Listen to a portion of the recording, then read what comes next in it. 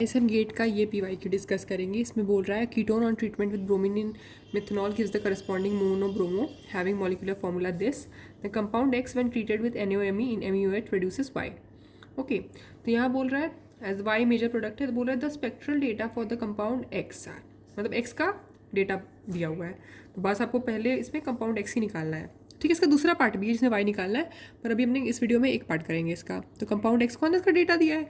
तो देखिए, अगर आप इसमें ध्यान ना भी दे कि ब्रोमीन मिथनॉल, वैसे ब्रोमिनेशन को आपको समझ में आ रहा है, पर आप इसके हिसाब से भी करने का पहले ट्राई कर सकते हैं।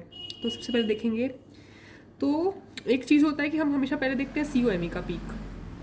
तो COMe का पीक होता है 2.1 से लेके 2.2 तक होता है ppm में। ठीक है, तो देखें 2.1 2.2 होना चाहिए और 3 मतलब 3 हाइड्रोजन का होना चाहिए। तो पहले देखें 3 हाइड्रोजन, यहाँ पे तो 6 हाइड्रोजन है, ये नहीं है, 1 हाइड्रोजन 2 हाइड्रोजन। ठीक है, तो यहाँ पे है ही नहीं ऐसा पीक। देखिए 6 हाइड्रोजन का, 1 हाइड्रोजन का, 2 हाइड्रोजन का। तो यहाँ पे अगर ऐसे होता तो 3 हाइड्रोजन का 2.1 2.2 में पीक होना चाहिए, मतलब ये वाला तो नहीं होगा। ठीक है, ये वाला ऐसे ही नहीं होगा, ये भी नहीं होगा क्योंकि COMe है, यही होने के चांसेस है। तो यही हो सकता है आंसर, पर हम लोग ऐसे नहीं टिक लगा देंगे ना, कभी कभी पीक्स जैसे आगे पीछे हो जाते हैं। तो अभी इसमें देखते हैं, इसको ट्राई करते हैं। तो इसमें देखिए, इसमें 6 हाइड्रोजन का एक पीक होगा। ये तो देख के समझ में आ रहा है, ये तो अमाइड नहीं है ना कि हम यहाँ पे डाल के ऐसे बोलेंगे कि यहाँ पे एनवायरनमेंट चेंज हो रहा है तो नहीं अलग अलग पीक दो। तो एक ही पीक होगा, 6 हाइड्रोजन का एक पीक होगा। तो 6 हाइड्रोजन का देखिए, हाँ 6 हाइड्रोजन का एक है, तो अभी भी हो सकता है ये। तो चलिए ये सेटिस्फाई कर गए हम लोग। ठीक है, एक हाइड्रोजन का मल्टीप्लेट। ठीक है, यहाँ पे एक हाइड्रोजन इसका मल्टीप्लेट होगा ना, 3 दूनी 6।